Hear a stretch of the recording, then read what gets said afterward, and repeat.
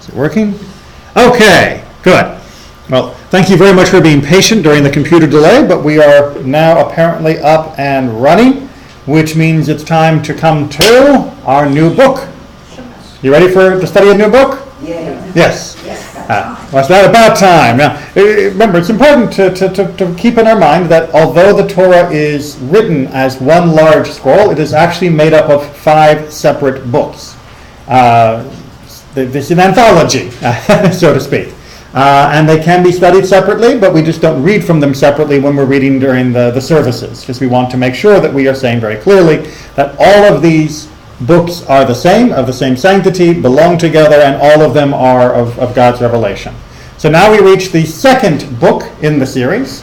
We reach the book of Exodus or Shemot. Why is it called Exodus? Because we exit, because we get out of Egypt. Why is it called Shemot? It's the first significant word in the... The first significant word of the first parasha, and Shemot means? Names. Right? It means names. And the first topic of business in Parashat of Shemot is the names. So let's go ahead and get down to work, and we're going to get some material under, and then we're going to come back and analyze it and see what we can do with that. So we need a volunteer as always. I'd rather pick a name. These are the names... Sorry, we're on page 317 for those of you that didn't take a chance to flip there while we were doing the computer thing. Chapter 1, Book of Exodus. These are the names of the sons of Israel who came to Egypt with Jacob, each coming with his household. Reuben, Simeon, Levi, and Judah, Issachar, Zebulun, and Benjamin, Dan and Naphtali, Gad, and Asher.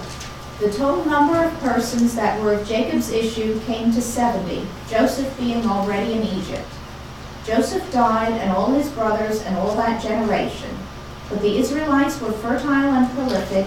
They multiplied and increased very greatly, so that the land was filled with them. All right. So time has passed since the end of our last chapter, since the end of Bereshit, since the end of Vayechi. Joseph was buried. Where did Joseph get buried? Egypt. Jacob was buried in Machpelah. Joseph was buried in the land of Egypt. So Joseph is buried in the land of Egypt, and that was the last we heard from Vayechi. And now we are finding out that, lo and behold, after he was buried, all of his brothers, the rest of his generation passed away, but of course our people stayed, and they were prolific. They had lots of babies, and the babies had lots of babies, and now we've got quite a few people living in the land of Egypt that are from this family. This is our transformation from being a family, from being just a clan, to really being the nucleus of a nation. Why didn't they go home? After the 7 bad years, I mean, once the famine was done, why didn't they leave? I mean, we know that that's not a question just for the book of Shemot, but that's a question even from last week's parasha. How long did Jacob live in the land of Egypt? Jacob. 17. Jacob lived 17 years in the land of Egypt. And when Joseph sent for Jacob and the rest of the family to come down, he said, come down because there are 5 more years of famine. Now that's 12 years that we have to be asking Jacob why he's still down there.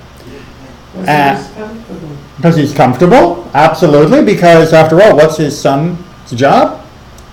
He's second in command. So we might be able to argue that at least while Joseph was still alive, that Joseph being second in command of Egypt and serving at the pleasure, and not to risk the displeasure of Pharaoh, that Joseph really didn't have an option. Remember, Joseph had to ask permission to go bury his father in the land of Canaan, and was sent with an entourage, and there were hostages, there were family left behind, so that Joseph came back. If you remember, we talked about that just a little when we talked about Jacob passing.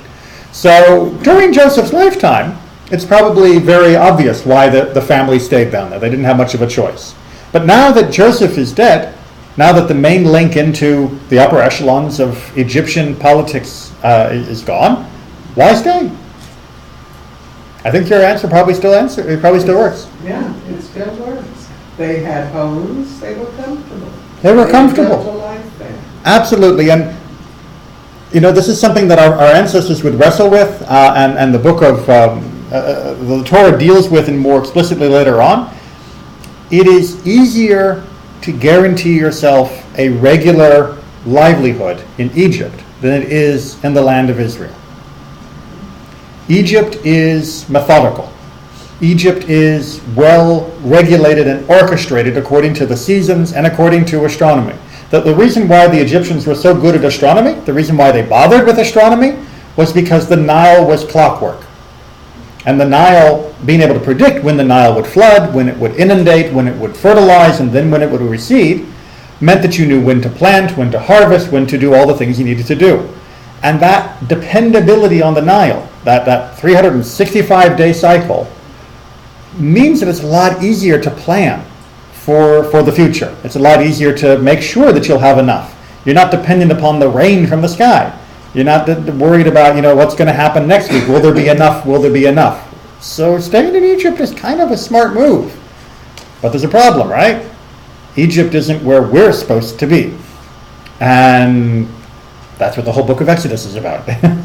Is what was necessary not just to make the Egyptians let us go, but to make us want to go.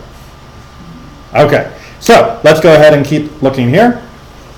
A new king arose over Egypt who did not know Joseph. And he said to his people, "Look, the Israelite people are much too numerous for us. Let us deal shrewdly with them so that they may not increase. Otherwise, in the event of war, they may join our enemies in fighting against us and rise from the ground." So they set taskmasters over them to oppress them with forced labor, and they built garrison cities for Pharaoh, Pithom and Ramses. But the more they were oppressed, the more they increased and spread out, so that the Egyptians came to dread the Israelites. Okay, so what's the problem? Fear. What's that?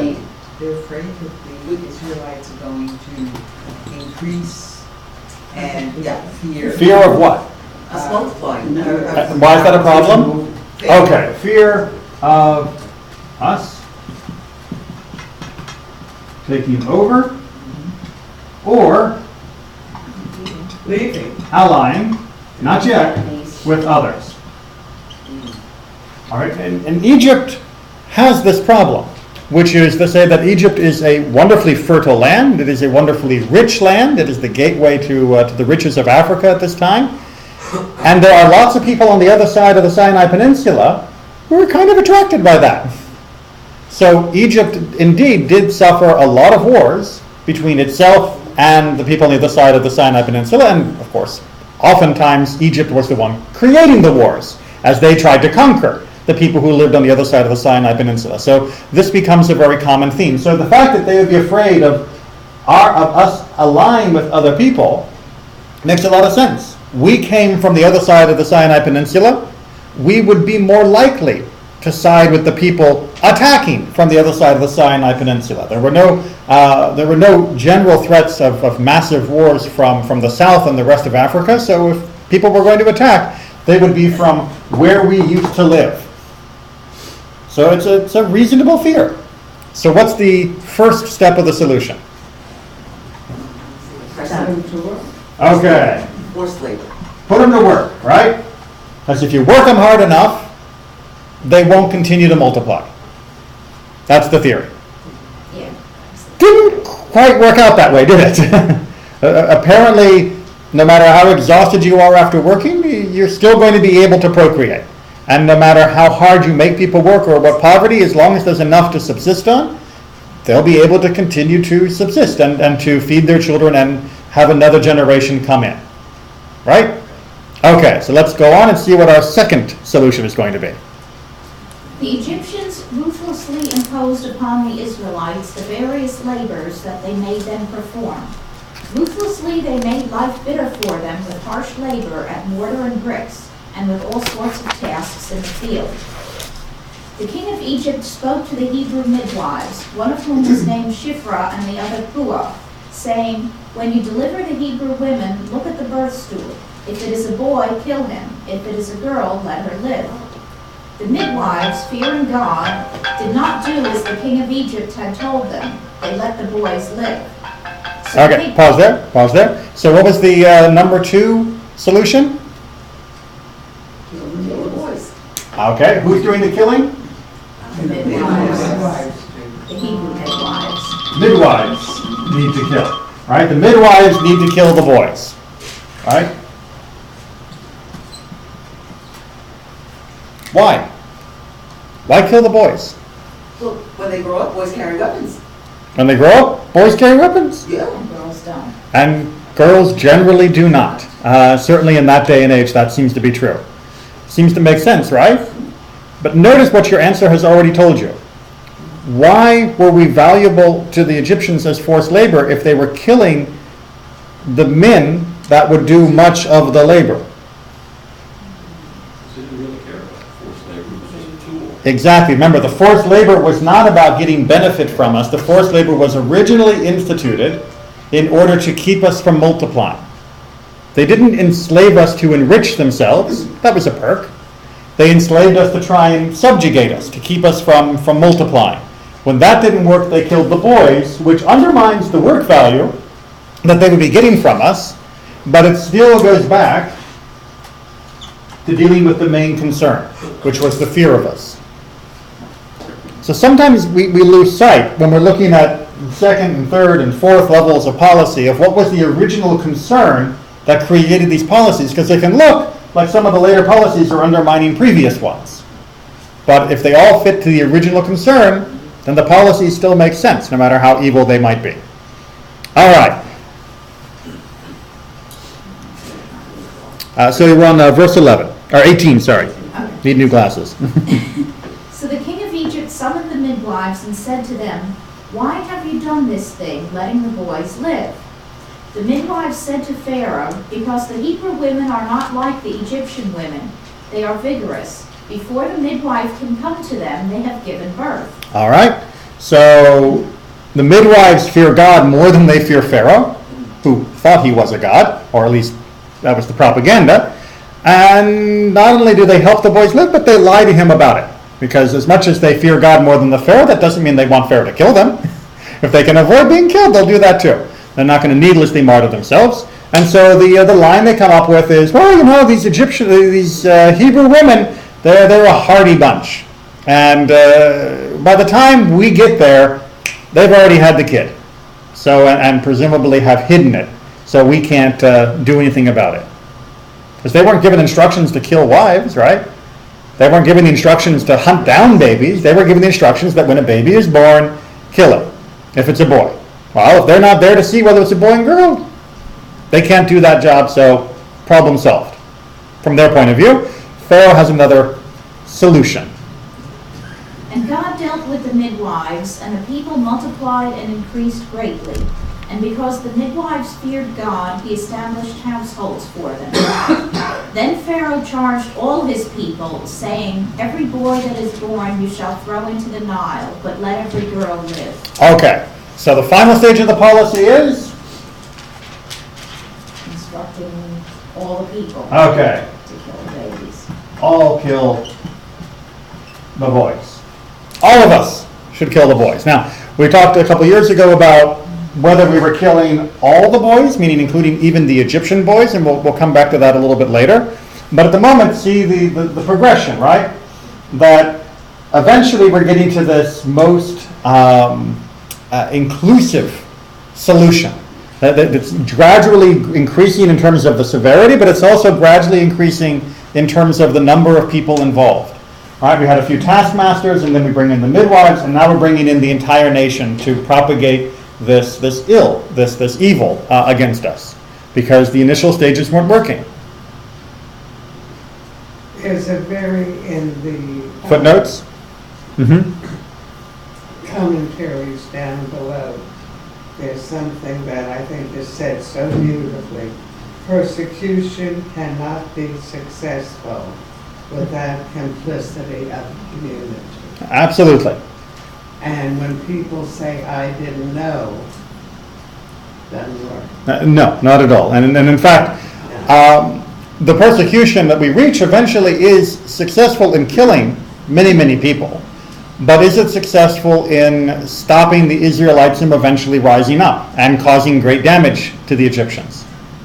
No. And in fact, not only is it not successful, but it eventually leads to great tragedy for Egypt. Because it is precisely because of this horrible, horrible policy that we get the 10th plague. All right? But notice even there in the 10th plague that we are still practicing a moderate response. Who's killed according to Pharaoh? All the boys. Who's killed in the 10th plague? Okay. Even in retaliation for all that they had done, and only because of their incredible reluctance to let us go, still, the penalty was not the same. The penalty should have been, if it was, a quote, eye for an eye, as people interpret it, it would have been all of the boys of Egypt should have died, all of the men. But instead, it was only the firstborn. There was still a subdued response from what should have been the rage at this horrible decree. All right. But why and how could they do this? I mean, what about all that Joseph had done? What about the fact that we've been invited to come and stay in Egypt? What, it's gone? It's forgotten. There was a line that says, This was a new time, a new regime, a new way of looking at the situation. So how much time has to pass before someone would forget the good that you had done that had saved their entire nation to the extent that they'd be willing to butcher your children? About 10 minutes.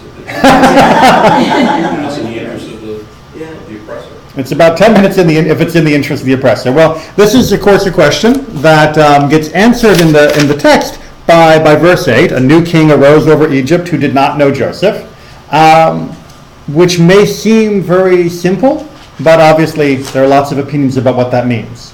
What kind of new king was this? Well, what does it mean that he didn't know Joseph? Why should that be important? Why not just say, hey, there was a new king? And we will see what our tradition has tried to do with this. So, handouts go around.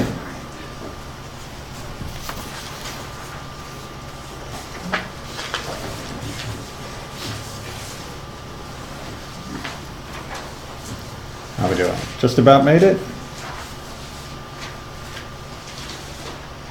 Judy, do you want to continue reading? From the handout, I mean. oh, okay, sure. Who did not know Joseph, for he did not know what happened to Joseph. All right, so Cleocar, our first commentator, he focuses in on this phrase, did not know Joseph. And says, well, wait a minute. Why should that make a difference for the king's policies? Why is that a defining characteristic? Shouldn't it just been there was a new Pharaoh? Why add in this didn't know Joseph? And his explanation is, well, the new king didn't know Joseph's story.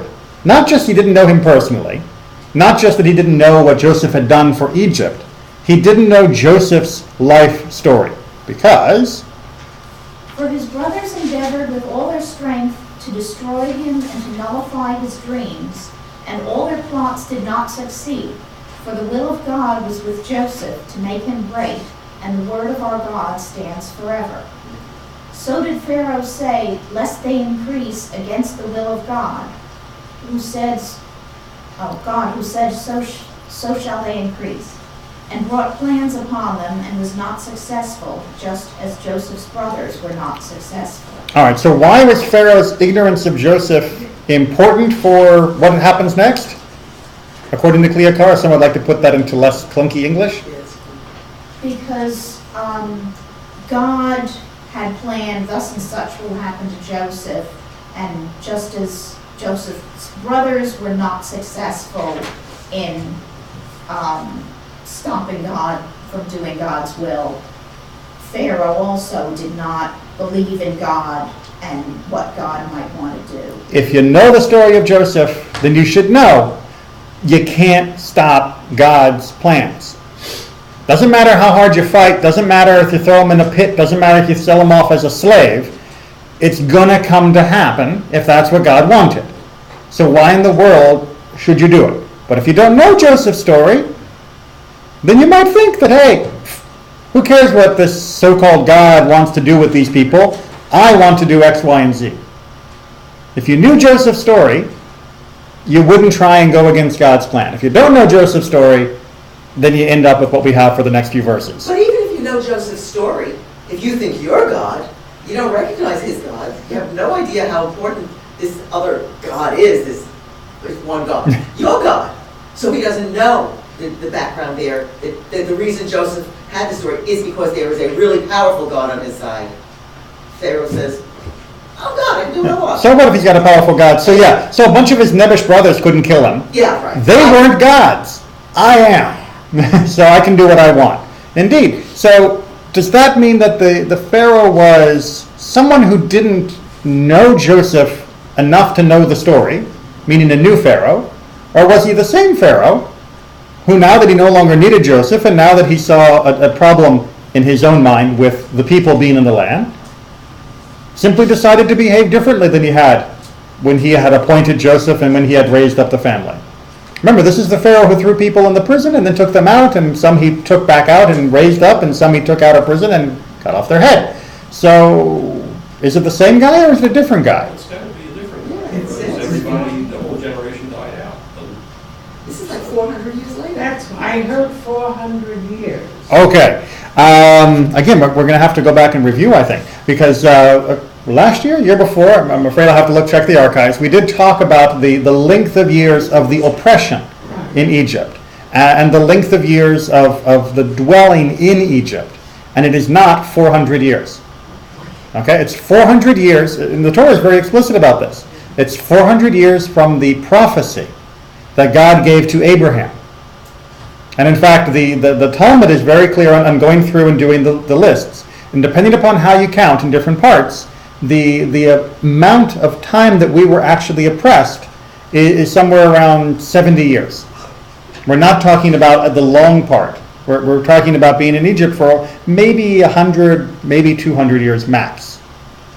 All right, so we'll have to go back and we'll do that lesson again, or we can see if it's online. But certainly the handout is online, and you can see the math that's laid out there, because all the handouts are online through the YouTube link. And just go back and go through, I don't know if it would have been in Shemot or Bo or Va'ero. It would have been in one of these Parshiot, so just it's a good chance to review. But it would not necessarily have been 400 years. No, it's at least 50 or 60. Well, presumably if we're imagining that Pharaoh was older than Joseph when he appointed Joseph, then we might assume that Joseph died after the Pharaoh who worked for him, and therefore no problem. Now, part of the difficulty of whether we know this is a new Pharaoh or not a new Pharaoh is that Pharaoh is being used here as a proper name and as a title. That everyone's called Pharaoh. And that can get a little confusing. It's like saying the Pope. You know, there's more than one Pope throughout history, but if you say the Pope did this and the Pope did that and the Pope did this, which Pope? It gets a little confusing. But the text says a new Hebrew. Okay, but we have this wonderful word new, which seems to imply a different person, right? All right, so let's take a look at two opinions from the Talmud that are going to deal with this and see why each opinion might read it a little bit differently. So now we're in the second text there, the one from Sota. Samuel, Mm-hmm. one said that the Pharaoh was really new, while the other said that his decrees were made new. All right, so one reads it in the sort of peshat, the plain meaning that most of us, I think, are intuitively drawn to, which is when it says new Pharaoh, it means a new body, a new person. And the other one reads it, no, it doesn't mean a new body, it just means a new set of decrees, a new way of ruling, a second term, if you will, a change of political philosophy. He's like a new guy because he's changed so much. He's a totally new person. You wouldn't recognize him from when you last saw him. All right? That kind of usage. He who said that he was really new did so because it is written new. All right, so that's pretty obvious, right? If you want to defend the guy who says that it was a new person, well, he's got the word new in the text to support his position, which seems like an ironclad support. Except, And he who said that his decrees were made new did so because it is not stated that he died and he reigned. all right, so usually when kings die and a new one takes over, it says the king died and a new one took over. But we don't get the Pharaoh who knew Joseph died and a new king came that did not know him. We don't get the death mentioned of the Pharaoh.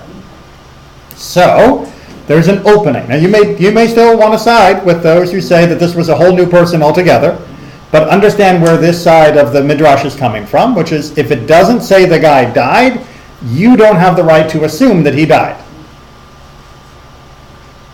Because maybe he didn't. Maybe he simply did things differently than he had been doing them. But then the second half of the verse, and he did not know Joseph, what does that mean then? Who did not know Joseph, he was like one who did not know Joseph at all. So now, the Pharaoh's decrees, if it is the same person, the same Pharaoh, when it says he didn't know Joseph, we have to explain that, and the explanation that's being used here is he acted like he didn't know him. Right? I saw my friend at the mall, and he acted like he totally didn't know me. Just completely ignored me, snubbed me. We know that usage, yes? And we know that in politics, that occasionally someone who was an ally for many, many years all of a sudden is being treated like they're persona non grata, that they're nobody. You know, thank you very much for your years of service, but we're now going to allow you to be torn apart by the press. We'll now allow you to be indicted, and we didn't know anything about what you were doing, and you were a lone wolf and loose cannon, blah, blah, blah. Happens in politics, maybe, occasionally? What's that? Happened in North Korea. We just had a guy, the uncle of the North Korean leader, who was removed, not just physically in terms of executed, but there's great examples of Photoshop, where he's being erased from pictures from the public domain, so that he not only was killed and expunged from the ruling class, he's being expunged from reality retroactively. So that's not knowing you anymore. So it's possible. It's possible, and certainly the rabbis would know both attitudes. You have to remember again that the rabbis in general were used to living in societies where Jews were not in control, where the government was generally run either by the Romans or by the Persian Empire or by other empires, and they understood that you may be doing well with the current local authorities today, but next week they ain't going to know you. So when Rav and Shmuel are arguing about this, yes, they're arguing about the Torah, but they're also arguing about the relationship we have to authorities and the dependability of that relationship with authorities. And as Jews, for most of history, until we've lived in countries now where we're able to participate as free and equal citizens, we were extremely vulnerable when it came to our relationships with the ruling classes. Okay, let's go ahead and see a few other examples. So the next quote is brought from Philo. Does anyone know Philo? He's the very important Jewish thinker you've never heard of. So Philo is one of the oldest non-rabbinic Jewish texts. Philo was a Jewish philosopher of the Platonic bent who lived in Alexandria in Egypt during the time near the end of the Second Temple, around the good old year 0. That transitional point between BCE and CE. So Philo was a philosopher, and much of what he did was try to explain Jewish texts and thinking in philosophical terms that worked with the Platonic ideals of the day. That make sense?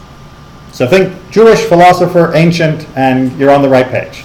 And speaking to both Jews and non-Jews in his writings, and living in Egypt at the time of his writing.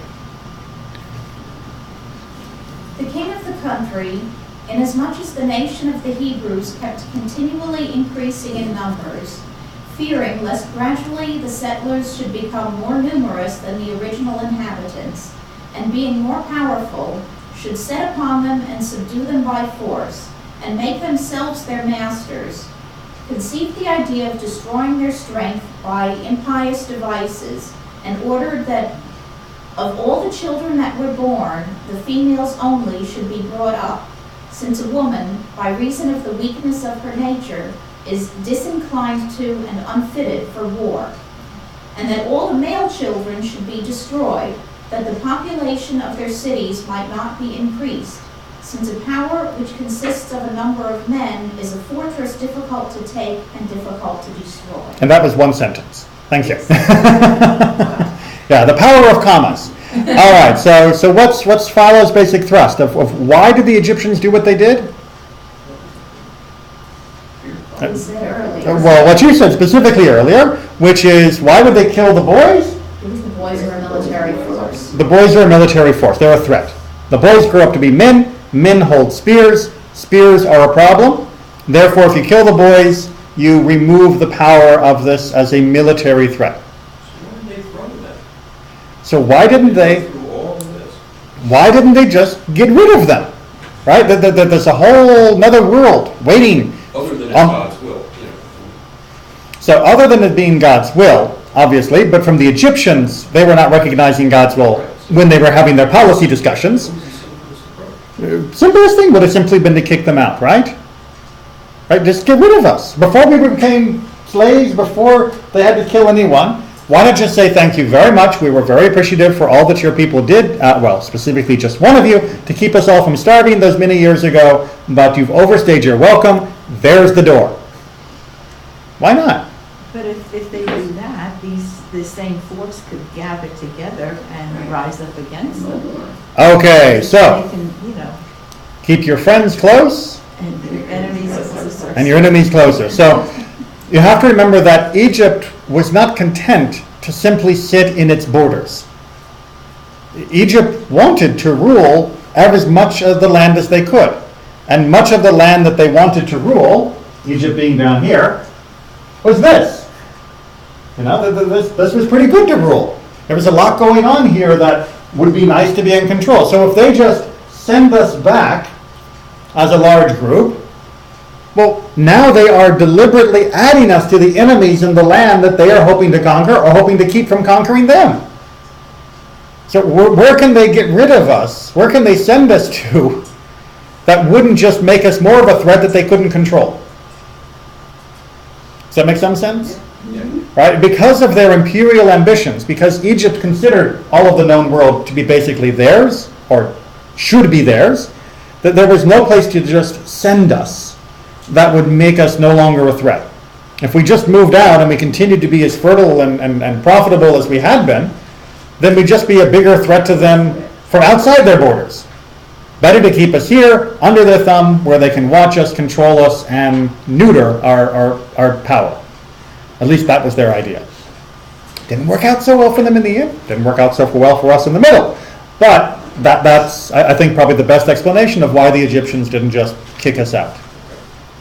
Okay, so Philo takes a very practical and very uncharacteristically non-philosophical thinking about what's going on here. He says, yeah, of course they were upset. Of course they were worried. They were worried about foreigners living in their country, and they were worried about what would happen. Now, Philo is speaking not just to the anonymity of history and the anonymous historical reader. He's also speaking to the current condition of Egypt in his own day. So in Egypt, way down here and up in Alexandria, there were lots of Egyptians, obviously, and there were a growing number of foreigners, of foreign communities. There were Greeks, there were Jews, there were Romans, there were lots of people who were coming into this burgeoning cosmopolitan city. And there were lots of problems between the different ethnic communities that were living in Alexandria and some other places as well. And there was lots of chauvinism by the native Egyptians towards the foreigners. So I think that Philo was exercising a little editorial prerogative by pointing out that there was this fear of foreigners in ancient Egypt that quite uncannily paralleled the fear of foreigners in his own day and age among some Egyptians, who saw anybody there as being a threat, and being, foreign was a crime unto itself, just by itself. And specifically because of this, well, what if they take over? What if they, are become too powerful, and what if we become the minority and they become the majority? Wouldn't that be terrible? So we need to make sure we can control them and keep them under control. Questions, comments? Okay. Josephus, who we talked about quite a bit last week when we were talking, or was it last week or the week before, when we were talking about the Maccabees. Let's go ahead and see what he has to say. The Egyptians grew delicate and lazy and gave themselves up to pleasures, and in particular to the love of gain. They also became very ill-affected towards the Hebrews, as touched with envy at their prosperity. For when they saw how the nation of the Israelites flourished, and were become eminent already in wealth, which they had acquired by their virtue and natural love of labor, they thought their increase was to their own detriment. Okay. Remember when Josephus was writing? Primarily after the destruction of the Second Temple. And certainly this is taken from that. And who was he writing to? The Romans, right? So the Romans have an empire that spans, the whole Mediterranean, which would be filled in if the rug were bigger, right? And the Romans control not just us, but they also control Egypt. What was the Roman attitude towards Egypt? How do the Romans view the Egyptians? Give you a hint. Josephus is parodying it. They were lazy, they were decadent, they were a fallen empire that had allowed themselves to go soft. Well, the Romans considered themselves superior to all the empires. But why were they superior? Because they were organized and warlike. And in their own mind, they were organized and hardworking.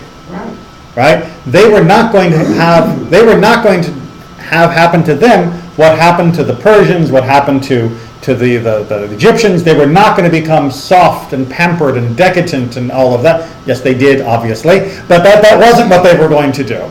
And when Egypt, with that whole, Mark Antony and Cleopatra thing, tried to have a little fight with Rome, the Romans smashed them, partly by luck, but partly because in their own mind they were the stronger and wiser and more willing to work for it group.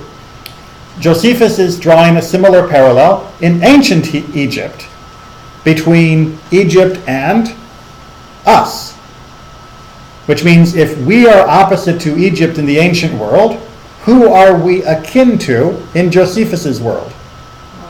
The Romans. Right? Egypt and Rome were in opposition in the Roman mindset between decadence and labor and hardworking in Josephus's land, in Josephus's life. Therefore, in the ancient world, Egypt and the Hebrews were in opposition between decadence and hardworkingness. Therefore, between Rome and the Israelites, there's no real difference. So come on, guys, stop sticking us with spears. We're just like you. We're hardworking, honest folk, not like those decadent, pampered, imperialist Egyptians. See how that works? Very nice, very tidy. Yeah, nice piece of logic. Yes. And having in length of time. And having in length of time forgotten the benefits they had received from Joseph, particularly the crown being now come into another family, they became very abusive to the Israelites and contrived many ways of afflicting them. And 400 years did they spend under these afflictions. He didn't read the Talmud, so that's okay. So this is where we got the idea of 400. Well, and the Torah's writing is ambiguous and clear, depending upon the way you interpret it. Yes. So it's not surprising at all that would be his position. Keep going. 400 years did they spend under these afflictions, for they strove one against the other, which should get the mastery. The Egyptians desiring to destroy the Israelites by these labors, and the Israelites desiring to hold out to the end under them. Okay, so what happened to the king and Joseph not knowing and all of that? What's Josephus' explanation? New king. New king? New dynasty. New dynasty. New dynasty. It's not just a new king, which is the normal order of things. Father dies, son takes over. We're talking about a new dynasty in Josephus's mind. And new dynasties, they owe nothing of the political debts to the previous dynasty. And usually, on the Adarava, usually the exact opposite. If you were friends with the previous regime, now that we're in power, you are toast. You are going to be in trouble. We're going to come back to that dynastic question in just a little bit, but I just want to make sure that it's on our radar. But now he's going to take on the question of, okay, so that's what all the work and the fear was about. They didn't like us because we worked too hard, because they were so lazy. Why the boys? Keep reading. One of their scribes, who are very skilled in foretelling the future, told the king that about this time there would be a child born to the Israelites, who, if he were reared, would bring the Egyptian dominion low and would raise the Israelites, that he would excel all men in virtue and obtain a glory that would be remembered through all ages. And who's being foretold here? Sounds like a Messiah. It sounds like a Messiah, absolutely. Remember, Messiah just means anointed one. It can be a deliverer, might be another way. We're not talking UPS or FedEx. Who's going to be named by this, obviously? Moses, absolutely. And indeed, remember, one of Josephus's primary goals when speaking to his Roman audience is to extol the wisdom and greatness of Moses and the laws that he gave, and therefore to extol the virtues of the people that keep those laws, and not have us be seen as some provincial, backwater, rebellious, and problematic group of barbarians. So he's saying even the Egyptians could tell that this great person was coming. And therefore, is this the sort of guy that the Egyptians would like to have around? No. Not so much. So now we take steps. Which thing was so feared by the king that he commanded that they should cast every male child which was born to the Israelites into the river and destroy it. And this was the ill state they were in. But no one can be too hard for the purpose of God, though he contrived 10,000 subtle devices for that end. For this child, whom the sacred scribe foretold, was brought up and concealed from the observers appointed by the king. And he that foretold him did not mistake in the consequences of his preservation, which were brought to pass after the manner following. Okay, so you know what? That Egyptian scribe was right. He was right. Now, it's a bit of a self-fulfilling prophecy because, as we already discussed, some of the difficulty that Egypt is going to face is going to be faced because their reaction to their fear of us was so harsh. Right? If they had said, oh, someone's going to be born to them that's going to be a problem for us, well, let's get rid of them, then it would not have actually come to be true. Because Moses then would not have been in Egypt to cause any problem. He just would have grown up with his parents and been a normal kind of guy. It was precisely because of this decree that Moses ends up in Pharaoh's household and there rises to a position where he's able to do what he did.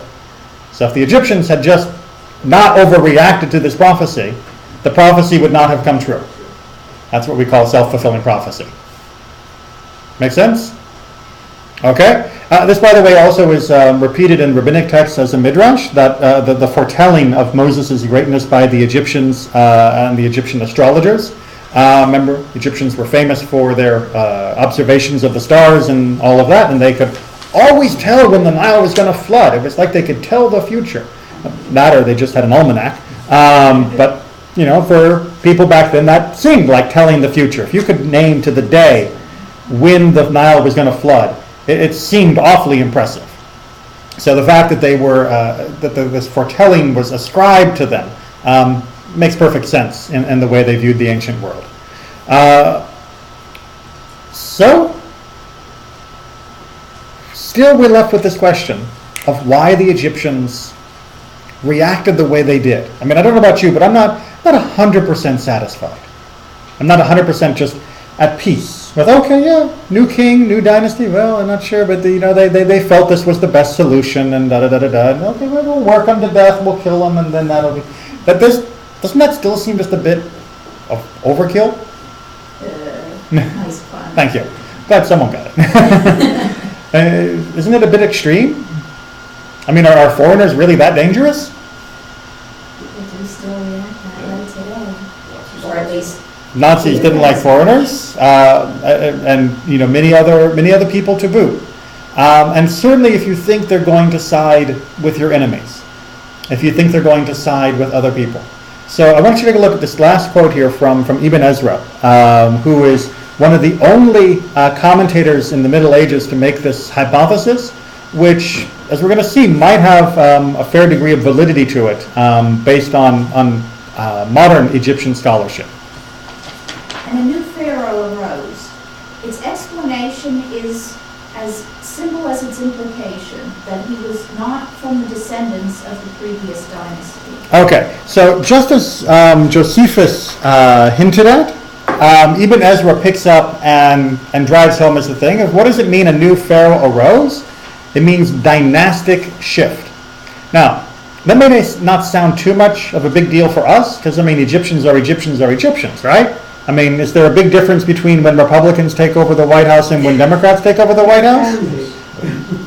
That's how they fight their elections. You better believe that they think there's a big difference.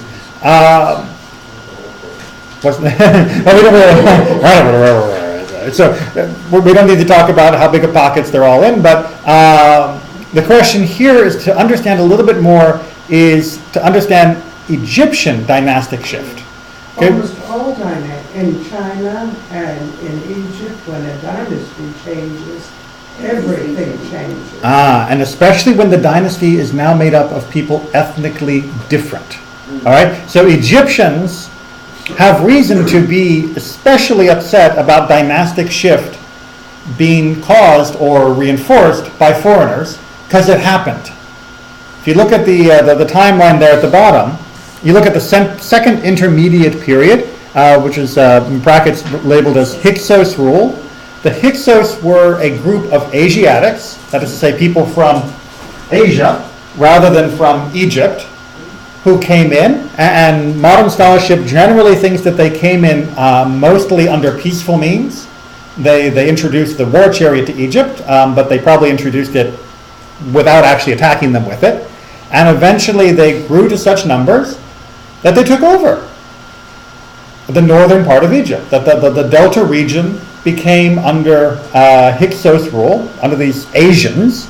Remember, we're talking not Chinese Asians, we're talking central, the area of Asia that Israel's part of. And the Egyptians were kind of upset about that.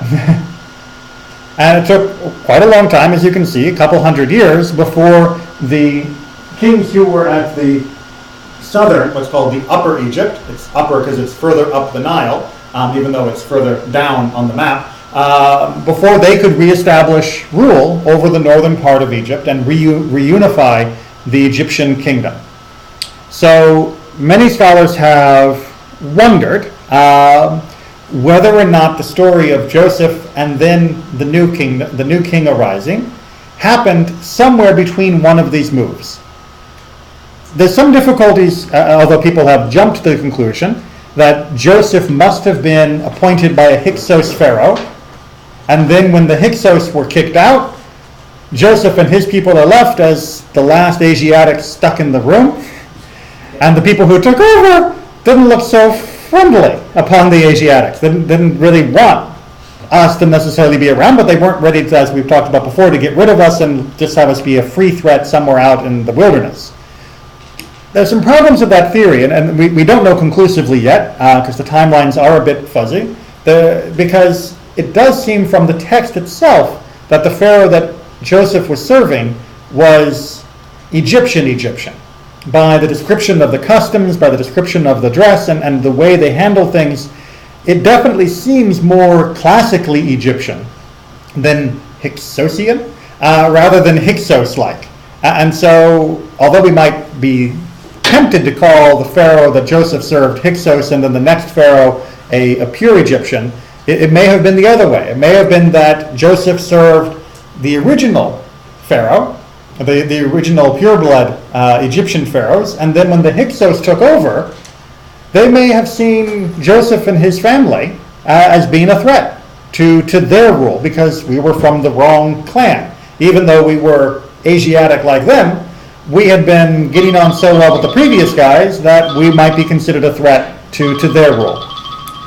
Sorry, what's the date of Joseph's rule or regime? Isn't that a good question?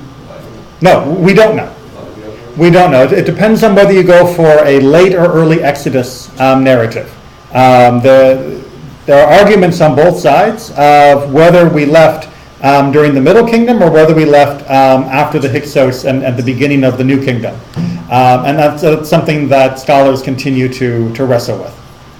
We unfortunately don't have, stamped passports with the date in them, which would have just made things so much easier. And unfortunately, although people have tried to find parallel events at different points in Egyptian chronologies and records to match the Exodus, nothing perfect matches the Exodus to say this is when it happened. And even less so the existence of Joseph. We do know that, people from Asia did serve in Egyptian governments, but we don't got a guy called Joseph in the records yet. Be a great find when they do get that, that bit of parchment or that, carving on the wall, but we don't have it yet. Which is what led Rabbi Wolpe from California to say, there's no archaeological evidence, all this happened. It may not ever have happened, but the lessons it has come to teach us are true nevertheless. Yes, the great sermon that Rabbi Wolpe gave from Sinai Temple in Los Angeles, which was mislabeled as Rabbi says Exodus never happened, which was meant to be Rabbi says current archaeology has found no evidence of Exodus happening, but that doesn't mean we can't believe in the meaning of the Exodus. But that doesn't fit into banner headlines as neatly. Yes, went over this point very clearly, and there's been a great deal of things written as well, that we don't have ironclad physical archaeological evidence for one way or the other, us being or not being in the land of Egypt. You can't really prove a negative, and we haven't found proof of the positive yet. So we continue to wonder. But what I'd like us to wonder more, rather than the historicity of the events, is the meaning about the shifting of dynasties and about the shifting of allegiances and what happens. And especially about the role between those that were considered friends when they were invited becoming our enemies when we've changed our views, when we've changed our feelings about how others should be treated. And that's something that I'll leave each of us to wrestle with in our own personal consciences. But it's something that I think we need to understand more personally and intimately, because we see this played out in many places, not just talking about specifically foreigners or immigration, but in terms of old alliances and relationships and friendships, personal, international, national, inside communities, understanding what it means to maintain a relationship even when you have a different opinion, to see people, not merely as pawns or instruments or tokens on a board, is something that needs to be constantly reminded, or else we become the new Pharaoh who doesn't know, and we continue to make mistakes, which Clearcar, as much as I think he maybe was stretching his analogy to fit the Joseph story, absolutely right, that if we forget the story of Joseph, if we think we can do whatever we want to whoever we want, then we're neglecting the whole lesson of the story of Joseph. And then we don't know it even though we've read it. That should be a good reminder to review anyway. All right, take care everyone.